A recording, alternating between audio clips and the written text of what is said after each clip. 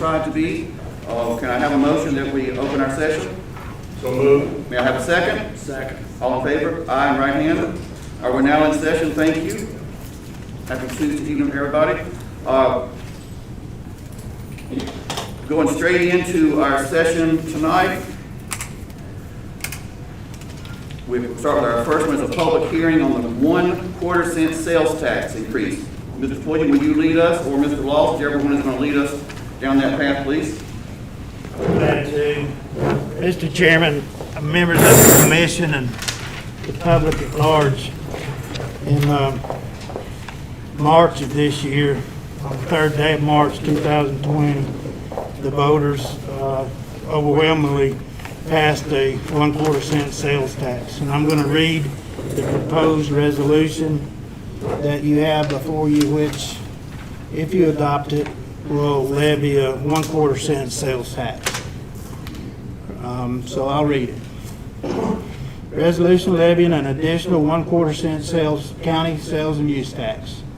Whereas the General Assembly has authorized county boards of commissioners across the state of North Carolina to levy a 1/4% county sales and use tax contingent on an advisory referendum in which the majority of those casting ballots voted for the levy of the tax. And whereas the Madison County Board of Commissioners directed the Madison County Board of Elections to conduct an advisory referendum on the question of whether to levy the 1/4 cent county sales and use tax in Madison County on the 3rd day of March 2020. And whereas the ballots were cast 62.67% for and 37.33% against the levy of the 1/4 cent county sales and use tax, and whereas the board has provided the required 10 days public notice of the board's intent to consider this resolution to levy the tax, and whereas the Madison County Board of Commissioners hereby finds that the levy of 1/4 cent county sales and use tax is deemed necessary to help address and alleviate fiscal constraints within Madison County, and therefore be it resolved by the Madison County Board of Commissioners, there is hereby levied within Madison County the 1/4 cent county sales and use tax authorized in Section 31.17B of the Current Operations and Capital Improvements Appropriations Act of 2007, which is the Sessions Law 2007-323. Collection of the tax by the North Carolina Secretary of Revenue shall begin on and continue after the 1st day of October 2020. Net proceeds of the tax levied herein shall be distributed by the Secretary of Revenue to Madison County in accordance with Article 39, Chapter 105 of the North Carolina General Statutes, notwithstanding the provisions of Article 39 of Chapter 105. The additional 1/4 cent county sales and use tax does not apply to the sales price of food that is exempt from the tax pursuant to the North Carolina General Statutes 105-164.13b. The Secretary shall not divide the amount allocated to a county between Madison County and the municipalities within Madison County. This resolution is effective upon its adoption, and a certified copy hereof shall be forwarded to the Secretary of the North Carolina Department of Revenue, Post Office Box 25,000, Raleigh, North Carolina 27640, along with a certified copy of the Madison County Board of Election results from the advisory referendum. And if you adopt it, the 23rd day of June 2020. And I will just mention that it's estimated that we could generate, the county would generate somewhere in between $275,000 and $300,000 in sales tax from this 1/4 cent sales tax. I'll stand for any questions, should there be any. This has already been passed by the voters, correct? Mr. Chairman, yes, sir, that is correct. Our next thing will be public comment. On this one, we have one person, Ms. Cindy Harmon. Good evening. Good evening. You just tell me when to start. Just tell me when. Go. Things have changed since this vote. Most people think a 1/4 cent sales tax is nothing, but in a reevaluation year, it is plenty. In a year when most businesses are unable to function for months, it is plenty. especially in a year when your new county manager refused to hold budget hearings. Why? Are you going to blame it on the China flu? All other counties in western North Carolina were able to hold budget hearings. So why couldn't this guy get it together? He has no excuse, nor do you have, you could have asked for more budget hearings, but you chose not to. Mr. Pullum violated General Statutes 159-11, Part B and E. These actions are an infringement on the public trust. During these non-meetings, you decided to fund all of these worthless nonprofits in Marshall without one single budget hearing where the public could evaluate the process. None of these nonprofits, with the exception of My Sister's Place, should receive any taxpayer funds, especially the Madison County Arts Council. This so-called Arts Council have Black Lives Matter signs in their windows. It is offensive to see my tax dollars going to nonprofits that display a terrorist sign in their window. Mr. Wechtel, I noticed on Facebook you posted this statement. There is only 49% response rate for the census. This is from Land of Sky for Madison County. The funding for grants is $100,000 to $250,000. You made a comment on this post, and I quote, "Folks, if we lose this funding, we have two options: cut services or increase the property tax rate. What right do you have to threaten the Madison County taxpayers?" You posted those statements after you voted for an EMS contract, along with the other commissioners except for Wayne Brigman. The ambulance contract will cost the taxpayers of this county $600,000 this year. If you commissioners had just voted for the lower contract, we would not need a sales tax increase, and we would not be subjected to big government Matt's asinine and arrogant threats on Facebook. But the most flagrant lack of due diligence is the fact that two of you commissioners were appointed to a board to make an attempt to lower the price of this contract. You two commissioners never showed up. Why? This contract was never negotiated. Knowers, you were one of them, and you didn't even have enough respect for the county taxpayers to bother to show up. But boy, oh boy, you like spending our money and give it to the lefties in Marshall. Gentlemen, you are out of time. Your county manager is not doing you a service. He's not doing his job. It is his duty to make sure you guys don't look like idiots. Pullum is underestimating the revenue in this budget. The maneuver is to get you to agree to vote yes on this. Mr. Wechtel, keep threatening the taxpayers with additional taxes. Gentlemen, continue putting this county in jeopardy of additional failing lawsuits. We won't forget, and in the end, remember, we can stop paying those taxes that pay your bills. Thank you.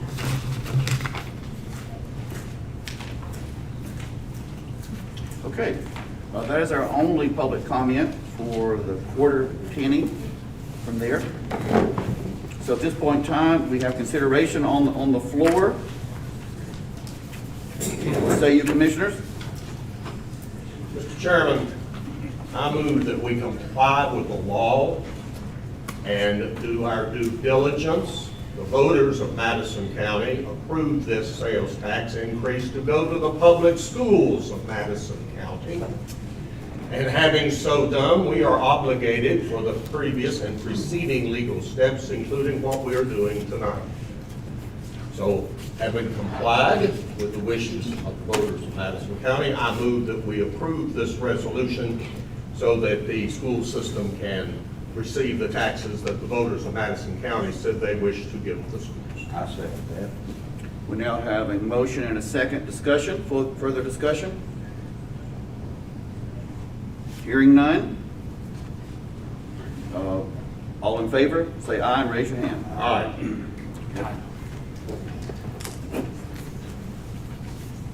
Number 2 is a public hearing for Madison Small Business Loan.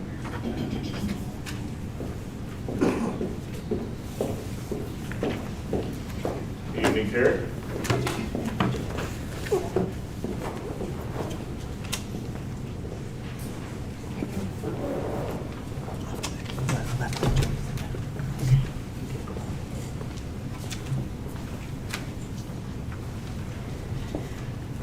Honorable Commissioners, it's a pleasure to be here before you again. Tonight I'm presenting an item that you've seen before. It was originally presented on May 19th, 2020. May 19th, 2020. All right, so it's not to block you, but also to make sure I can see everything. Here, just a brief review of the loan program that will be set up at Mountain BizWorks. Loans are available for up to $10,000 based on the business's pre-COVID-19 revenues. The initial 6-month period of no payments of any kind. Interest will continue to accrue on the money that is borrowed. After 6 months, any principal that has not been refinanced by the SBA disaster loan or otherwise repaid will convert to a second phase of 36 months, principal and interest payments at 5.5%. There are no prepayment penalties, and defaulted loans are subject to collections. Eligible uses include payroll accounts payable, fixed debts, other bills, and businesses unable to pay due to COVID-19. So who's eligible for these loans? So you have to have a physical location in Madison County, have between 1 or 25 employees, and you must be current on your Madison County property taxes. And this will be verified by the tax department in Madison County. The loan details. You have to be in good standing with the North Carolina Secretary of State's office, and we can do a search online for that. You have to have been in business operating for at least 1 year. You have to demonstrate that you've lost 25% of the revenue because of COVID-19. You have to agree to provide information about your losses, as well as the jobs retained and things of that nature. To be eligible, it's important that you take this into consideration. You cannot have already received the Federal Small Business Administration's SBA Economic Injury Disaster Loan Program's financial assistance. So tonight, we're asking the county commissioners to do a few things. Host a public hearing, approve the Small Business Loan Fund, approve the scope of work or the contract with Mountain BizWorks, and allocate $75,000. Tonight, the Executive Director of Mountain BizWorks is here to answer any questions that you may have. Matt Raker. Matt, thank you for coming. Yeah, good evening. Matt Raker, Executive Director of Mountain BizWorks. Just want to say, this time has been extremely challenging for people all across our region, and especially for a lot of our small business owners. And we know that those business owners and those families and the employees and their families, this is a dire time for them, and they're really resilient and trying to make it through every way they can. There's a number of programs that are out there. We mentioned the SBA Disaster Loans Program, great program. But one of the challenges with it is it takes some time to get through the SBA system nationally, because you've got businesses all across the country that are applying that need this need. So one of the big benefits we've seen of funds like this that we've been operating across the region is it helps provide some emergency, short-term, immediate funding for these businesses until they can get access to the federal funds, and then at which time they'll repay these loans or get open and get cash flows flowing again and be able to repay the loans as well. So I commend you're looking at a variety of tools for small businesses, and I think really we need a variety of tools to help make sure that the needs are met and that there aren't people falling through the cracks, and that we can recover strongly. So I'd be happy to take any questions. I do want to mention that we have successfully launched these now in 8 counties across Western North Carolina, and with that they've kind of laid some of the groundwork for the program, so we can waive some of the startup costs that were in some of the early documents that we had there. Can you walk me through just a brief description? If I'm a small business owner here in the county and I'm interested in this, number one, where do I go to apply? And kind of tell me, how long does it take before it can actually, after I turn the paperwork in, how long is it before it's approved, if it is approved? So well, once we get under agreement, under contract with the county, we can turn on the applications within a couple of days. We'll coordinate the release with local partners to get the word out within the business community in the county. And so once it goes live, there will be an online application portal. It'll be a dedicated site for the fund on the Mountain BizWorks website. People can go apply, and then within a week or so, we typically are able to process those applications and get a decision on those. So we're trying to, we're trying to make it as rapid and as good of a small business owner experience as we can. One thing I think that you mentioned, and correct me if I'm wrong, is that y'all are not charging the county to process these in any way. Am I correct in that? There was a startup fee that we've had for some of the other ones, and we're not needing to pass that on because we've now started the program up. So this is essentially adding it on. There is a 3% processing fee, administrative fee for the loans that are made, but that's the only fee in the program. Is there any limitations to the number of employees a company has, or is it just any? Yes, this one you have to have at least one full-time employee, and then up to 49. Up to 25. Up to 25. Excuse me. Yeah. Okay.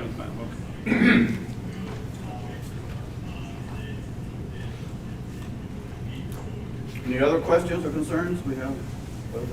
So, Matt, I know you guys, or at least I think you guys have just recently opened an office, an actual office in Boone. Yes. Any thoughts doing anything like that locally? But we've got an office in Asheville, and have a lot of clients already here in Madison County.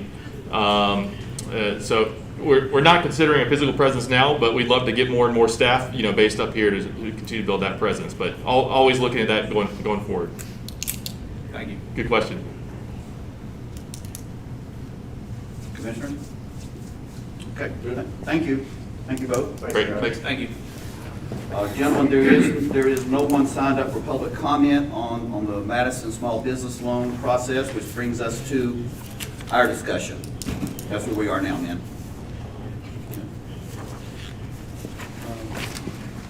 Mr. Chairman, Yes, sir.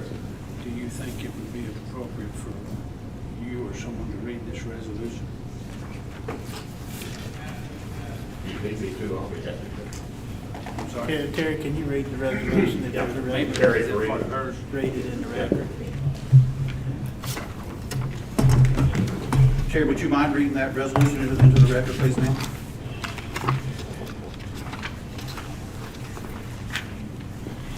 Resolution authorizing appropriation Madison County Small Business Loan Fund. Whereas on May 19, 2020, the Madison County Commissioners approved the creation of the Madison County Small Business Loan Fund, a COVID-19 relief fund, the purpose of which is to provide a support relief efforts for businesses in the county. Whereas Madison County is partnering with organizations to create the centralized COVID-19 loan fund. And whereas the Madison County Commissioners proposes to provide an economic development appropriation in the amount of $75,000 to Mountain BizWorks, a nonprofit, U.S. Treasury certified community development financial institution. And whereas Mountain BizWorks is based in Asheville and has 30 years of small business lending and training experience.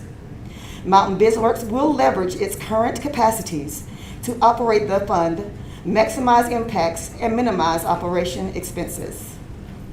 And whereas the purpose is to make loans to provide low-cost bridge funding to help businesses stay open, successfully reopen, and or to provide general assistance to limit job losses until businesses and individuals can qualify for longer-term disaster funding from SBA or others.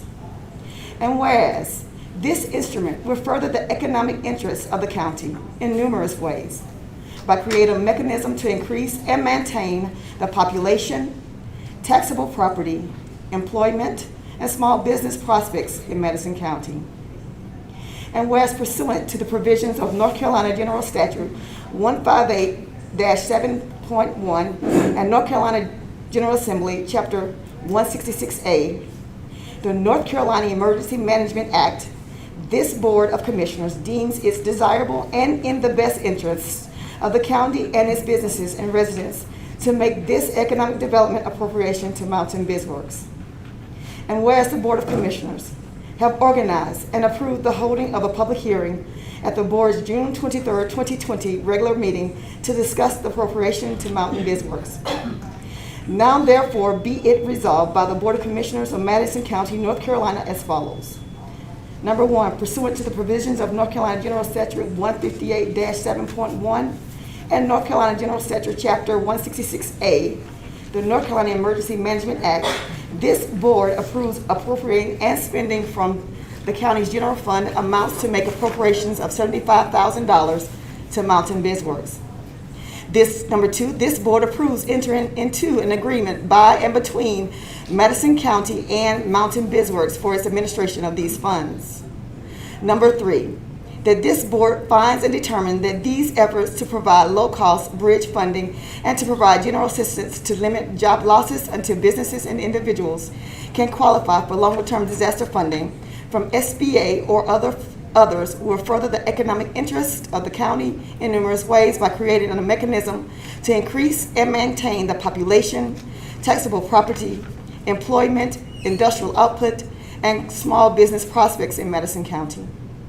Number 4, the chairman and county manager or either of them are hereby authorized, empowered, and directed to do any and all other acts to execute any and all other documents which they in their discretion deem necessary and appropriate in order to consummate the transactions contemplated by this resolution, except that none of the above shall be authorized or empowered to do anything or execute any document which is in contravariant in any way of the specific provisions of this resolution.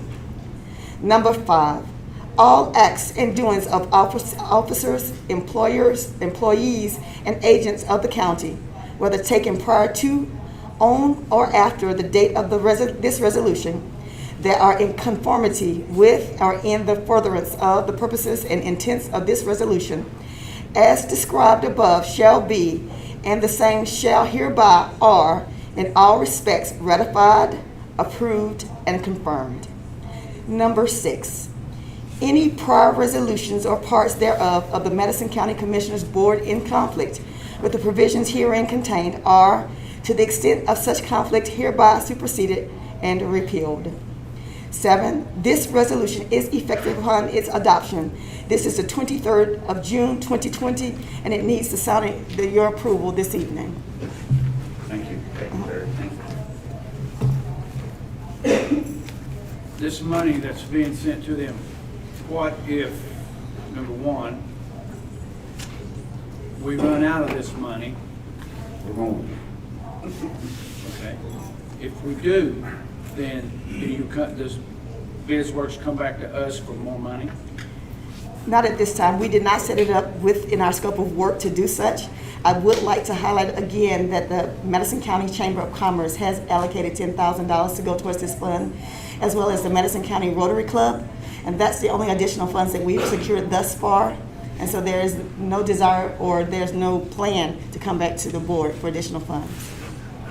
And if we don't use all this money and there's not that many loans given out, will the remainder of the money be sent back to the county? Yes, sir.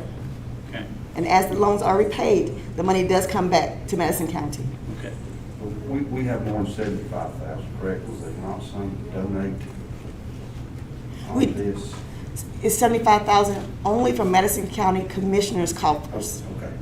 Do you have a code of what we have now? We have an additional $10,000 from the Madison County Chamber of Commerce and $2,500 from the Madison County Rotary Club. Awesome. Yeah, these funds are part of the $605,000 that was Madison County's allocation in the original CARES Act passed by the Congress and signed by the President several weeks ago in part. But at this point, this is all limited funding, and I want to compliment everyone involved in this process. So thank you for everything. And I know Terry's about to make another comment, slightly correcting what I said. Just slightly. Madison County receives economic development dollars from the state of North Carolina. Correct. And these dollars are from that fund, not CARES Act fund. Right. But because of economic development efforts, Madison County receives these funds, and that these are dedicated funds for economic development. Right, and we can therefore use them specifically for economic development. Yes, sir. Okay, and the other CARES funds, however. That's next. I can tell you a little bit more about that if you give me a minute. Yeah, well, Norris, and there is no other CARES fund. This has nothing to do with CARES fund money. Well, we'll come back to that later. This part has nothing to do with CARES fund Yeah, money. we're good, This is economic development money. we're good. Okay. What, Mr. Attorney, you have a chance to look over this. I've looked over this thoroughly, and it is as good a job as I've ever seen done with a loan fund. It's modeled after programs that have been tried and proven. Mountain Bizworks has several other counties, and they're doing several projects that are very similar to this. As to form, the only thing that I would point out is that there is in the funding for it, financial structure and operations, I think one of the commissioners did ask additional funding. I think we had said that 75,000 initially, we may come back if funds are available to go up to 125,000. It's in part of your paperwork, but as Terry said, she'll have to come back to you, and you will have to go through a process of approving and finding those funds. So if it works out and you do run out of money and it's a good program and you've got more money, then you can add to it. And we could pull other funds. Yes. Yes. And just for clarification, we had to let them know what would be the minimum and maximum of the fund. And we're thinking that we could get additional funds from other sources, so that's why we had to put in up to 125,000. So that doesn't necessarily mean that we're coming back to you, but we are going to seek other funding from other sources, just so you know. But that gives us the parameters for Mountain Bizworks to know the scope of work and how many loans they can estimate could be provided. And that's why we had to put a minimum and a maximum amount of our fund, or Madison County's fund. What is the time frame on this, as far as how long is this going to be available? It's first come, first serve. So as soon as this is signed and ratified, Matt has everything to get started, but we just need to get a check from Carrie's office and some signatures from you all, and we can go ahead and get started. Will they go to the county website to find this application? We will have links on the several different places. The main link will be, of course, on Mountain Bizworks website, but we will put a link on Madison County NC.gov website and investinmadison.com. And so that's the Economic Development's website.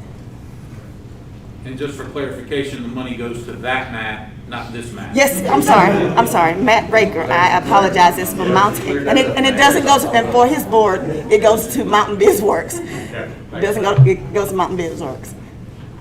And a question I asked you last time, and I know the answer will be yes, is if somebody has an issue filling out the paperwork, you will assist them on Zoom, whatever they need to get them moving, because this money needs to get out the door yesterday. And Mountain Bizworks staff is ready to answer any questions that they may have. Yes. Thank you. Okay, gentlemen, we have at the presentation, the resolutions are read in there. Again, as I said, there's no public comment. It lies to us for a decision, yes or no. What say you? I'll make a motion that we do. We have a motion to approve. Do I have a second? Second. I have a second on the floor. Any other discussion from the commissioners? Hearing none, we'll have a vote. All in favor? Aye. Aye. Okay, it passes. Thank you. Thanks again, Terry. Our next issue coming up is item number 3. Hold on. Oh, You all approved a grant program last week, or on June 9th, and it's already ready to go. As soon as you say we're good, and we set up the grant program using I like it. Guilford County's model. Guilford County received $20 million to set up a grant program. Madison County has $75,000, big difference. So Madison County small businesses can apply for $5,000. Applicants can be a small business with at least one employee, no more than 25. And they have to prove that they were impacted by the stay-at-home orders for COVID-19. Funds can be used to reimburse the cost of business interruptions. So that's caused by required closures or limitations provided those costs are not paid by insurance or other federal, state, or local programs. The maximum amount that business can actually have made last year is $2 million. And the grants will be accepted electronically only. In order to apply, an individual must provide a current copy of W-9 and most recent tax returns, provide the 2019 corporate income tax return. Sole proprietors, and this is important because we have a lot of small business who are sole proprietors, may complete and attach a certification stating that business owners is a sole proprietor with no additional employees or subcontracted workers. This program's portal will open tomorrow at 11 a.m. And there's a phone number and an email dedicated to this program. Madison Cares Grant at MadisonCountyNC.gov. This program is ready to go tomorrow. We could launch it. Social media will have e-blasts as of about 7:30 going forward all the way till tomorrow at 11 a.m. It's already been programmed. A newsletter will go out tomorrow to all small business owners who I have their email addresses, letting them know about this fund. And it is a grant program and it's available. And I will be able to assist individuals with applying for this. And this is based upon your decision that you made. And a grant, the wonderful thing about a grant, you don't have to pay it back, They right? don't have- This do is- not this have to is pay it not back. pay it back. That's a good word. Thank you all so very much. There's that CARES Act. Now, this is 100% CARES Act funding. $75,000 has been set aside for this program. First come, first serve. We're available starting at 11 a.m. tomorrow. Thank you, Terry. Thank you. That needs to happen. Bless you. Okay. Okay, item number 3 will be our budget ordinance. Mr. Williams?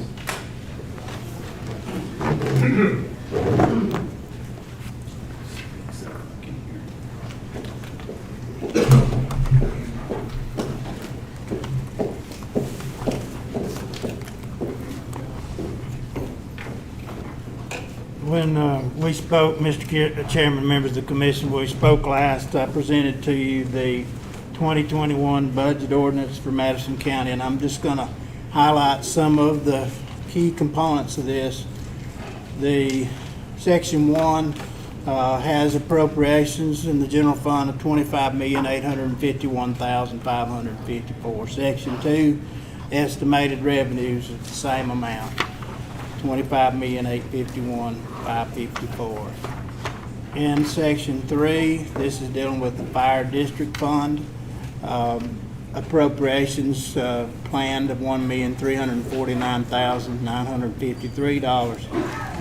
And revenues for the property tax revenues from fire districts, $1,349,953. In the vehicle tax fund for the 3 towns, $107,000 worth of vehicle taxes that would be provided to them, and another the $107,000 of estimated money coming in from vehicle taxes. Sections 7 and 8 have to do with the occupancy tax fund, and this is where we collect the occupancy tax and then the money's turned over to tourism and development. The amount of revenues and expenditures are $205,897.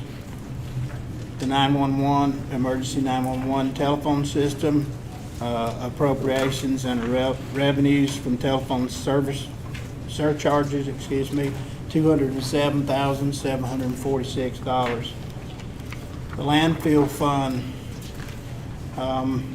total appropriations, $2,050,922, and estimated revenues for the landfill fund, $2,050,922. Soil and water, grant expenses and general fund totaling $38,472, and operating income of $38,472. This budget is based on a tax rate of 50 cents per meal, or 50 meals, if you will, 50 cents per $100 evaluation for the purpose of raising revenue. Okay, the revenue neutral tax rate for comparison purposes, I'll restate this, is 46 cents per $100. So if this is approved, it actually represents a tax increase. This rate is based on estimated total valuation of the property for purposes of taxation of $2,515,736,130 at an estimated collection rate of 92.5% and on an estimated total valuation of vehicles of $176,851,367 at an estimated collection rate of 99.5%. It lists out in section 16 the amount of compensation for the chairman of the board of $7,702 per year, with a monthly travel allowance of $685 per month, and the compensation of all other members of the board of $52.69 per year, and a travel allowance per month of $400. And section 17, the county manager shall serve as the budget officer and is hereby authorized to transfer appropriations as contained herein under the following conditions. The county manager shall be authorized to transfer amounts between line item expenditures within the department without limitation and without report being required. These changes should not result in increases in recurring obligations such as salaries. County manager shall be authorized to effect the interdepartmental transfers in the same fund not to exceed 10% of the appropriated monies for the department whose allocation is reduced. Notation of all such transfers shall be made to the board during their next regular session. Interfund transfers established in the budget may be accomplished without board approval. There are restrictions, though, on the county manager in this respect. The utilization of any contingency appropriation shall be accomplished only with board approval. B, no salary increases may be made without board approval except when granted in accordance with an official pay plan adopted by the Board of Commissioners. The interfund transfer of fund monies, except as noted in section 17, paragraph C, shall be accomplished by board authorization only, and there will be no travel advances made without written permission by the county manager. This is the basis of our financial plan for the fiscal year, and the county manager shall administer the budget and shall ensure that the operating officials have provided guidance and sufficient details to implement their appropriate portion of the budget. The accounting sections shall establish records which are in consonance with the budget and this ordinance and the appropriate statutes of the state of North Carolina. So that's the budget itself. I understand some of you may have some questions, and I'll be glad to talk about questions or however y'all would like to proceed at this point.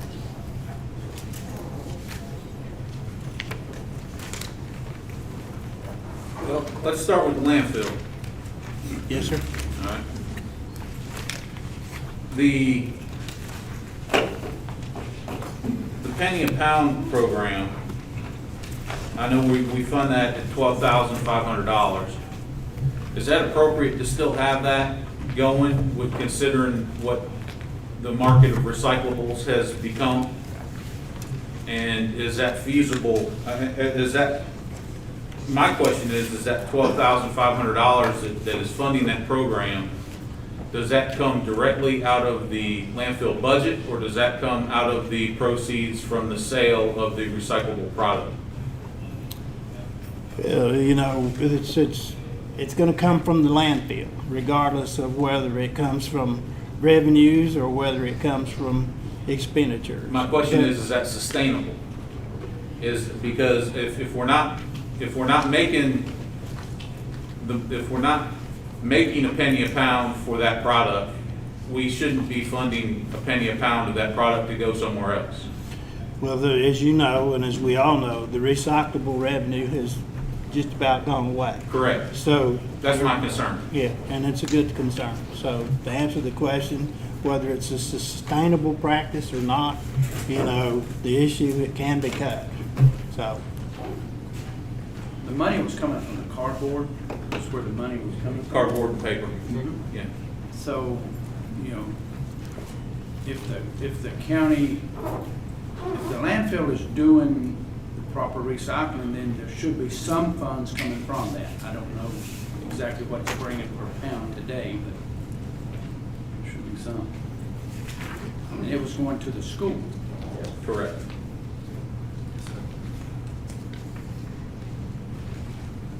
But my point is, if it's not generating $12,500, we shouldn't be giving $12,500 away.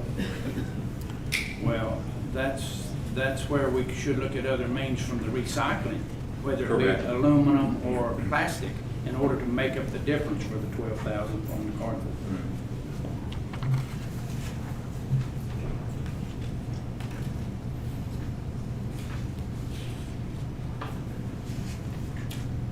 I noticed that the transport to market line item has gone up significantly, and that is a direct result of the volume of trash that we have generated as of recently. Is that correct? It's my understanding that the volume of trash has increased, and that is directly the reason as to why we're having to transport more and pay more to haul it off. And ultimately, the landfill budget is balanced by increasing the trash disposal card from 160 to 180, correct? Yes, sir. The revenues and expenditures for the landfill fund were not, the revenues weren't covering the expenditures, if you will, or the expenses of operation. Matter of fact, there's a deficit in that particular fund in the current year. And when I say it like that, what we're talking about here is an enterprise fund. An enterprise fund is like a business, like your own personal business. You have to, in other words, you're supposed to make money on an enterprise fund, or at least break even. Well, our landfill is not doing that right now. Now, I understand that from, correct me if I'm wrong, Carrie, it was like nearly $400,000 in the red that we looked at today. And so when I say it's $400,000 in the red, what I'm saying to you is the cash that you have is we're borrowing money from another fund in essence, and that's a violation of accounting principles. So we can't keep doing that. There's lots of ways we can solve the revenue and expenditure problems as it relates to the landfill. One of the things that I think we need to take a look at is just basically the whole paradigm or the old operational model that we're using. Let me explain what I mean. Trash, like water or sewer, is like any other governmental enterprise type fund, is that users pay for what they consume. In water and in sewer, we pay for whatever water we use.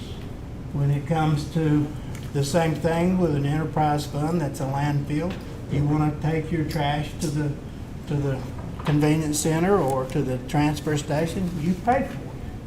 Okay, and but here's intrinsically the problem that I think we have, and the model itself is somewhat flawed, is that every household in Madison County is charged $160 on their property taxes, I think, if I'm not mistaken, for their ability to buy or use the landfill services for garbage. Some people may never use the landfill or even the convenience centers but they're paying anyway, you know. And so I think we need to look at our brothers and sisters, county governments out there, and look at our siblings and see what they're doing and come up with a I guess maybe is the right word here. Let's re-envision how we do trash in Madison County, and in doing so, let's have an eye towards you use it, you pay. Okay, if you don't, you don't. But then at the same time, if we're not going to allow people to dump their trash over the side of the road out here, you know, if we catch somebody doing that, we'll do whatever is necessary, you know, to make sure they understand that garbage is a public health hazard, and therefore it has to be handled appropriately, you know. And I dare say that most people here don't mind paying $160, and they wouldn't even mind, I could be wrong, You know, but when you think about for a whole year's worth of trash for $160, that's a heck of a deal. If you live most places, and you are, you know, wanting to get your trash, you might pay that in a couple of months, you know, or at least a good portion of that. So we run a very efficient landfill. The operation is very efficient.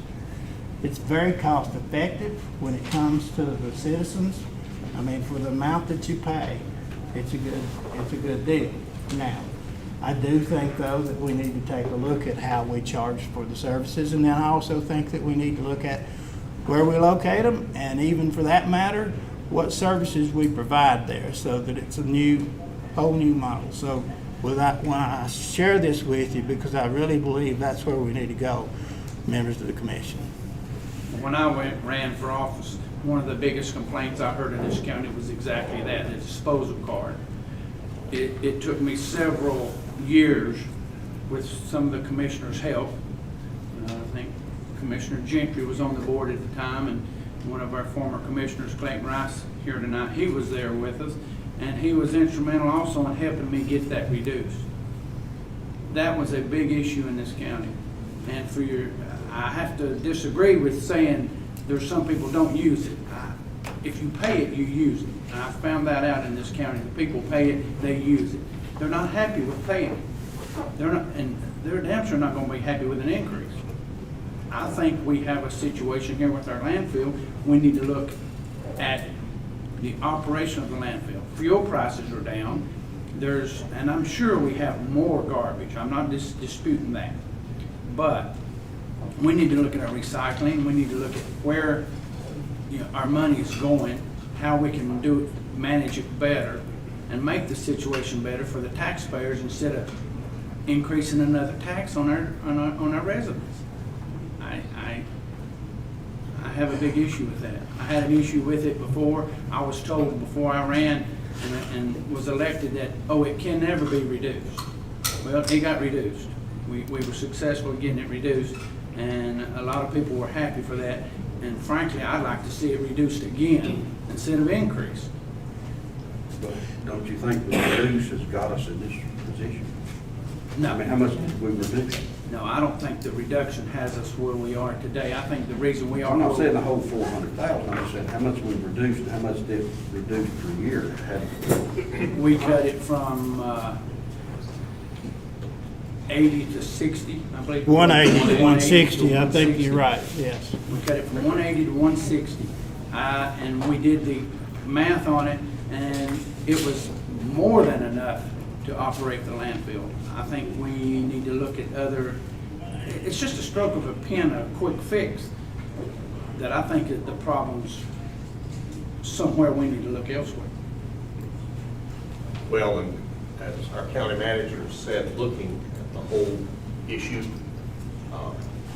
when we adjusted the rates, we really truly never looked at much of the operation. The operations stayed very much the same during all these years.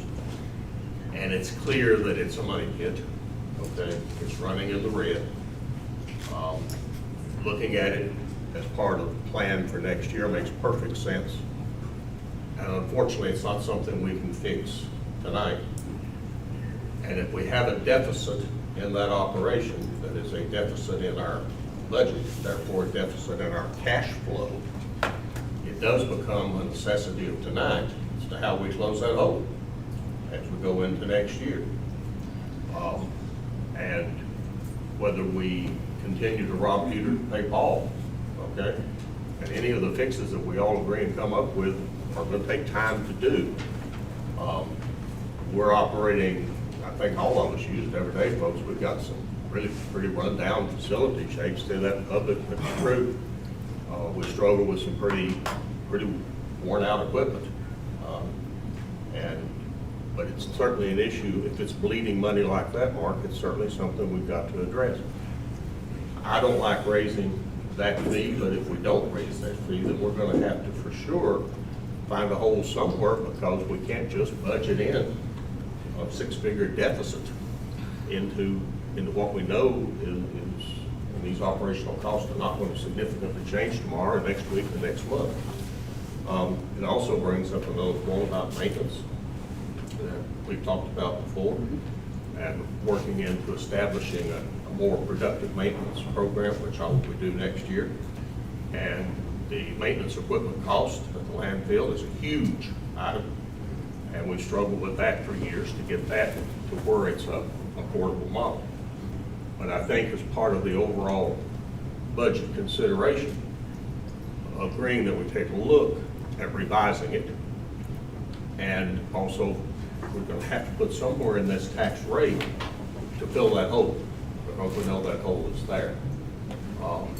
And yeah, but wait, I completely agree with you that we need to review it, we need to look at it, and I thank you, Mark, for bringing it up, because there's like several things we need to do as we move forward that have not had the attention they probably should have had over the years. In addition to those comments, I think it's time to have the hard decision or the hard discussion about whether to consider looking at a private firm to deal with our trash issues in this county. I agree. If the cost of maintaining that facility and running that facility are prohibitive on a government budget,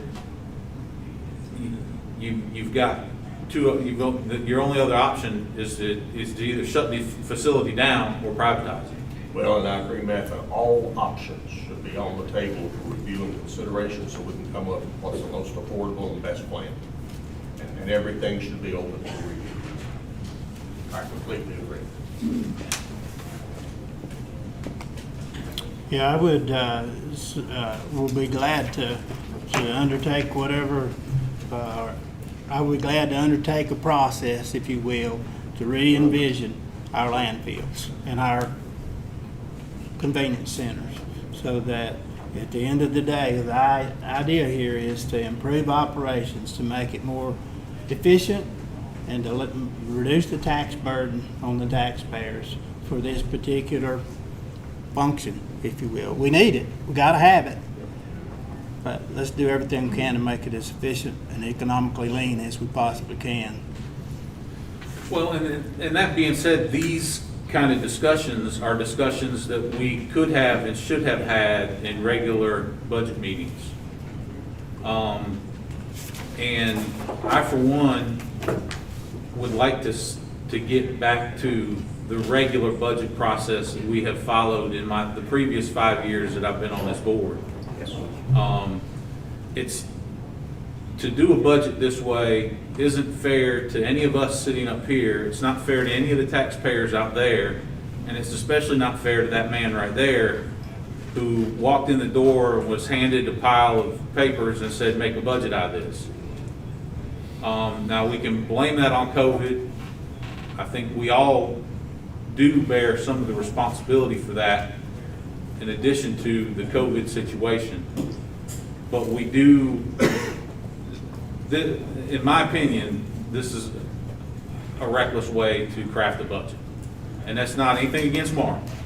I agree. He played the cards that were dealt him.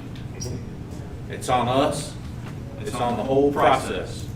We need to get back to the original process and have these kind of discussions before we get to this point to where we have no option, at least temporarily. I mean, the no option part being temporarily. I think we need to restore the budget process back to the way it should, the way that it should be, and I'll leave it at that. On any other question, because I'm ready to move on to another area unless anybody else has other things about landfill. Okay. Good. The budget that we're proposing tonight, does that still include the 1 cent tax increase for the Spring Creek Fire Department? Mr. Commissioner, yes, it does. The 1 cent has not, I know that it was questioned last time, but it has not been taken out of the budget, so it's still in there at this time. If I recall, and please correct me, when we discussed the tax previously, did we not vote on that tax as a separate item from the rest of the budget? Mark, can we do? Are you talking about, Donnie, help me recall when, on what that. I think he's asking, Donnie, is when the budget ordinance itself is adopted, do we have a separate listing of the fire tax rates, if you will? So I think, Norris, we could vote on that item separately. Because I'm recalling when we did it the last time. My recollection was that we voted on that, whether to then include it in the budget that we then voted on. Okay. Yeah. So there was a vote, okay. So there was a vote to determine whether we were going to grant the additional tax, 1, 2, or 3 cents. If I remember right, I think they asked for 3. Correct. And through discussion of this board, the majority of the board voted, I believe, to give them 1, correct? Correct. That is correct. Okay. And then that was then added to the overall Okay. county budget. Then there was a vote to adopt the budget at that point, correct? Okay. Well, as follow-up on that issue, would there be any objection from my fellow board members to do it the same way tonight? And vote, see, and then move. We have any problem with using that same procedure again? No, I don't have a problem with that. Okay, no, that seemed to work the last time, so, yeah. Okay, I'm good with that. Y'all, I can read off these tax rates now if y'all are prepared. We can get that one done if you want to, or would you rather wait? Well, with going with what Matt has said here tonight and with things that we've discussed, I don't feel that we're capable of voting on the budget tonight. I'm not Personally, ready, I'll be honest with I think we should table it because we have until the 30th, correct? you. Next You have Tuesday, till June the 1st to adopt a budget. July 1st. Well, I Excuse make me, a I'm motion sorry. that we table it tonight until another day. I like the idea of going over the line items like we used to. Well, there's things in here that we're not aware of. How can I vote on a budget that I'm not aware of the changes that have been made in it? And changes that aren't, number one, aren't good, and that I don't like, that will affect how I vote on the budget and will affect the taxpayers. It's only fair to the taxpayers for us to look at this and know what we're voting on for what they have to pay. So I make the motion, we table the budget vote tonight. Mr. Attorney, I think today is the 23rd of June, if my memory recalls, and we have to approve a budget by July 1. What sort of time frame, legal I issues are we think here? that you can adjourn your meeting tonight to a date certain, and then just take up that issue Okay. at the date that you decide to adjourn this meeting to, without having to give any additional notices Okay. of a That was special my meeting. concern, in order to have adequate public notice and make sure that we are in compliance. Okay? I think all those are very salient points, and I agree with you. This is too haphazard to go through. I have a comment on the animal shelter I want to comment as well. I think we're going to be here for hours if we go through this here without having to, which is absolutely fine. If we should have had more public hearings, that's what we should have done. Or we'll go line item by line item. I think that's only fair to all of us. Okay. I think that is there, but I would like to set the date, Absolutely. and on the agenda will be nothing but that. Okay. Mr. Chairman, would the 29th be available? Commissioner Freeman is asking about the 29th of June. 29th of June works for me. It works for me. Does that leave everybody adequate information, adequate time to get this? Yeah, I'm a little concerned about waiting till 2 days before. I would be more inclined to move it to the end of this week, Joe. How does Friday the 26th look? I will not be available I on the won't. 26th. We have two that won't hear, so that's a no-go. No, we all need to be present. Thursday or Monday for me. Well, 25th to the 29th, and we're going to need to allow very adequate time. This is not gonna be a two-minute deal. That's what you're No, saying. I mean, it's gonna be rushed as it is. Yes. Because normally Yes. we would do this over, Do you want to do it on the 25th? Well, you say you can't be here the 25th? All right. Friday. No, it's Thursday. 26th. Yeah, I said I'll be here Thursday. I can't be Thursday, Friday. okay. Thursday. Monday. Well, and the beauty about doing it on the 25th, if heaven forbid we had to also do it on the 29th, it gives us a little more wiggle room. well, that's, my thought is if we don't get everything finished on the 25th. Okay? Okay, so what No one time? has a conflict with the 25th?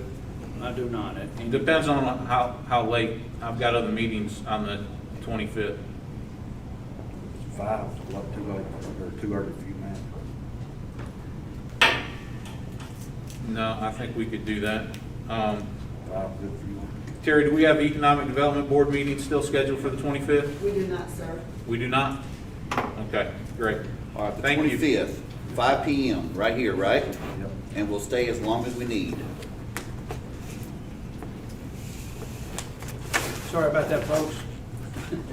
25th at 5. Okay? So, Mr. Attorney, we need to officially adjourn, or excuse me, to officially recess this portion of the meeting? No, I think just when we finished with your agenda here, rather than having a motion to adjourn, you have a motion to recess this meeting until that date, time. I got you. With the only item on that meeting being, this agenda item number 3, your Okay. budget ordinance consideration. Okay. Got it. I think it makes perfect sense. It's a laborious process, and if we missed a step, better to go back now and fix that step and let it catch up with us later. Back That's to just you. common sense. It is Yeah, it right is here. the obvious consent of the board, that that's what they want. Okay, done.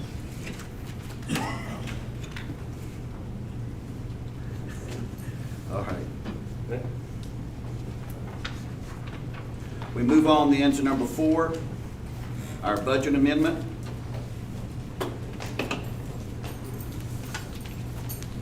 Good evening. Good evening, gentlemen. This is budget amendment number 12 you have before you. It's the first of probably 2 cleanup budget amendments for the end of the year. Most of what you have before you is some cleanup of salary lines.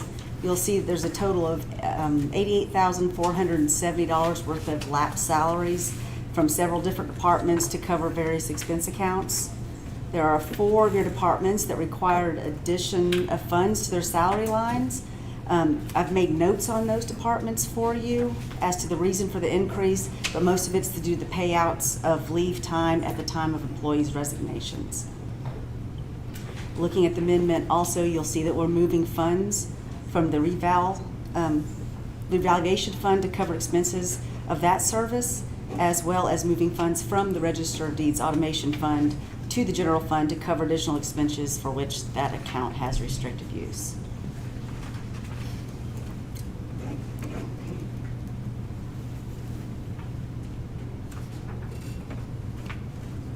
That last part was to cover what? The Register of Deeds had to purchase some, I think it was a new light bulb for her scanner, and there's the automation fund, and you can use those funds. It's restricted for that type of Yeah, expense. there's actually a purchase order in here for that. Okay. We're using lapsed salaries, that's good too. Okay. Well, this is standard at the end of the year to Yes, sir. completely normal. Carrie, just put it in your budget, and since it's lapsed salaries, it doesn't affect any budgets then, per se, negatively? No. Awesome.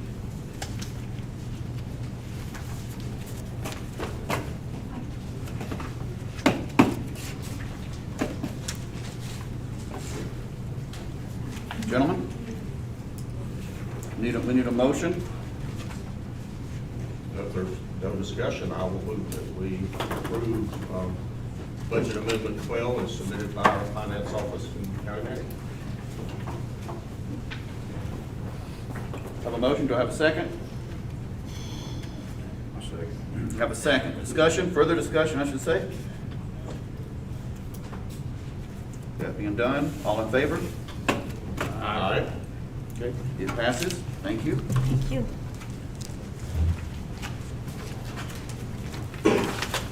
That brings us down to item number 5 on there, which puts us into a request to go into closed session pursuant to North Carolina General Statute 143-318.11A3, Madison Asphalt LLC versus Madison County, case number docket 19 CVS 340.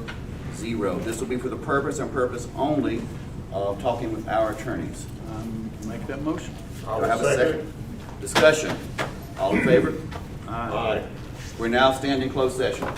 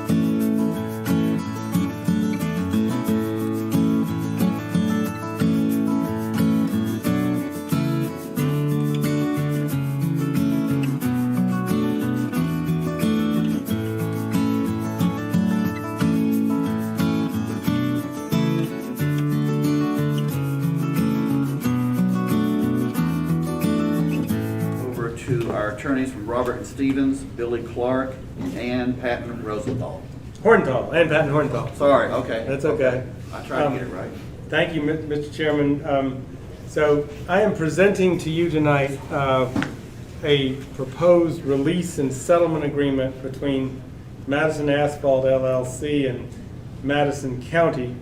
And the salient points of this agreement are that in order to avoid high costs and expenses associated with Superior Court of Appeal and the uncertainty of litigation and the possibility of additional litigation pursuant to North Carolina General Statutes 168, 393.1, the parties want to settle their dispute, and the release and settlement agreement contemplates the county signing a consent order, and the consent order would be presented to the Superior Court on September 4, 2020, and when a hearing in this case is scheduled. And the court order would be to show the county's agreement with a proposed reversal of the Board of Adjustments decision to deny the permit for Madison Asphalt, and to authorize the court would authorize and order the Board of Adjustment upon remand to approve the issuance of the special use permit for the project. The special use permit would include some revised conditions that include, and I'm going to read them all. Petitioner will obtain a driveway permit from the North Carolina Department of Transportation for the added traffic at the entrance of McCrary Stone Company, and the petitioner shall be in compliance with any applicable state and federal fire code requirements. Petitioner's normal operating hours for the asphalt plant would be 7 a.m. till 5 p.m. Monday to Friday. They would operate only one Saturday of each calendar month unless they had work related to a state or local government project. They will reserve the right to operate after normal operating hours only when the work is for a state or local government project. Petitioner will never operate on Sundays, including after midnight on Saturdays. Petitioner will maintain a no idling policy for trucks that are parked or waiting to load, and they will add a condenser liquid asphalt AC tank as described in the plans. The petitioner will have on site during the time that the asphalt plant is operating a trained and capable employee who is versed in visual opacity. This individual will be trained by an EPA-approved agency training program. This individual shall monitor and inspect the stack and its opacity to determine that the plant is operating in compliance with state air quality permit requirements. Petitioner shall maintain records of such inspections and shall make them available for inspection by the county during normal operating hours. Petitioner shall maintain the records and keep the records available for a period of 5 years from the date of each report, after which time they may be disposed of. Petitioner shall spray down areas of operations for the asphalt plant on a regular basis to minimize fugitive dust. Petitioner shall operate the asphalt plant in accordance with applicable laws and regulations, including but not limited to the terms and conditions of any air operating permit issued by the State of North Carolina Division of Air Quality. And along its southern border, the petitioner will plant and maintain an additional vegetative buffer consisting of 15 Leland cypress trees planted 5 to 10 feet apart. Petitioner will pave the truck routes on the lot. The petitioner shall install conveyor covers for 5 conveyors to transfer raw material, rock, sand, screenings, and riprap to the mixing drum. And these would be a part of the permit.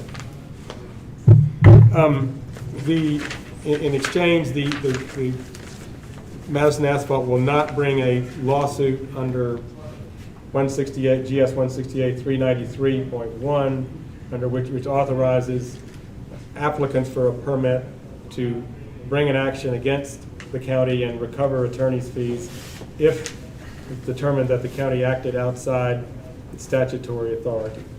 And the order is going to include this language that the Board of Adjustment's decision did not contain competent material, substantial evidence justifying the denial of the permit, and that there was not competent, well, that's what the order is going to say. And we make reference to applicable statutory provisions, GS 168 388 and 168 393, and appellate court precedent, including the most recent holding from the North Carolina Supreme Court in PHG Asheville LLC versus the City of Asheville. And that essentially is it. I'll be glad to answer any questions. And in further legal proceedings going forward, the county would not take an active role. It would simply, its litigation position would be what I just articulated, was that there was not competent substantial material evidence in the record justifying the denial of the special use permit for Madison Asphalt. Thank you. Commissioners? You have questions for Mr. Clark? And this release and settlement agreement binding cannot be changed in the future, correct? Well, I'm not going to say anything can't be changed in the future, but this would be binding upon the county in this litigation. Right. Others? Well, I feel I need to make a comment for the record. From the beginning of this matter, I have advocated for and supported the established process that we have had in Madison County for decades. I think that is a fair, thorough, and legal process that gives all parties involved the opportunity to work through, again, a process that has served Madison County well for a long time. I personally cannot support this settlement tonight and would personally prefer that this continue through the first court hearing. And I think that would be fairest to all parties involved. So just speaking for myself, I am not in favor of a settlement tonight. That's my comment, Mr. Chairman. Gentlemen, maybe we should go with do we have a motion to approve said agreement? Well, Let's start the conversation. I would. May I approach? My name is Derek Allen. I represent the other parties in the lawsuit. No, we have no Can't be no public comment. Excuse me, everybody. Mr. Attorney, no one can speak at this where we are now, right? There's no public comment? It's not a public comment requirement. My apologies, sir. I just wanted to point out. My apologies, sir. That you're afraid of. Oh, sir, I can't do that, sir. Okay, no, wait a minute now. Whoa, wait a minute. Wait a minute. Civility. This is not going to happen. No, sir. There cannot be public comment here. I just got my attorney's representation. I can't do that. I'm sorry. We're done. Thank you. Mr. Chairman, I would like to make just a little comment. We have went to great lengths to have discussions over this numerous times. Yes, sir. We have given direction to our attorneys to come before us with this release and settlement agreement, which there are several factors on this, folks, that we have to take into consideration. Every single person here in the room, every single citizen in the county, and also the right thing to do as a commissioner. You know, I can sit here and vote my personal conscience, which wouldn't be fair to the taxpayers that elected me in this position, because I'm not here to vote my personal conscience. I'm here to vote what is right and what is the right thing to do. And I will say this, I understand that Madison Asphalt has went to great lengths. They did the proper paperwork. They did everything that was legal. They met all the state requirements and guidelines. So, you know, here we're in a situation that they did everything that was right, and therefore they're getting punished.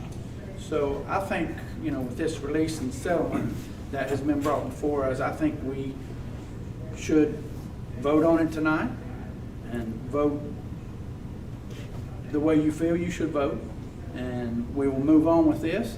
And I know some people won't be happy with the vote, some people will. That's just part of sitting up here as a commissioner. We can't make everyone happy, but we can do our best to do what's best for the county and for our future and for our people that represent us and put us where we're at. And I appreciate the time to speak. And with that said, is there any more comments? Okay. I agree with Wayne. They've done everything that they've been asked to do. And it's in the zoning, whether you like it or not. We didn't put it in the zoning. But when it's in the zoning and they put in for this, then they did everything they should to get their permit, which we did due process. It went through the Board of Adjustments. It got turned down. And now, we hired lawyers.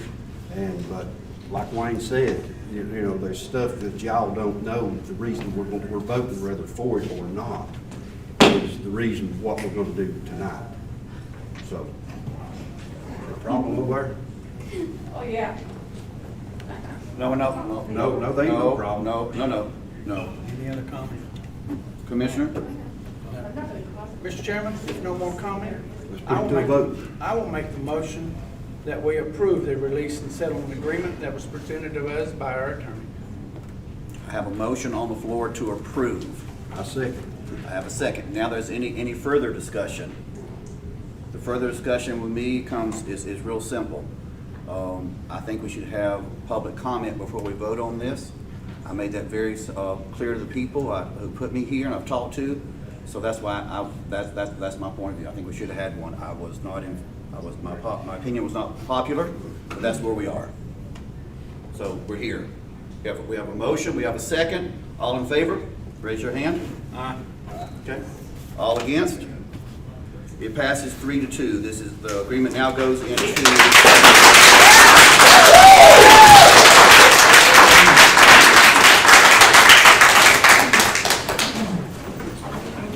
Okay, with that being our last thing now, we'd like to make a motion to recess to June. Yes. Motion to recess to June the 25th here at 5 p.m. for the only budget item. Only item will be a budget. I appreciate all of you. God bless you. Thank you. All in favor, say aye. Okay, good. I'm sorry. And I apologize for raising my voice. Those two people, I couldn't help myself. No, you did well. You did well. You want to raise my voice? I want to make disrespect.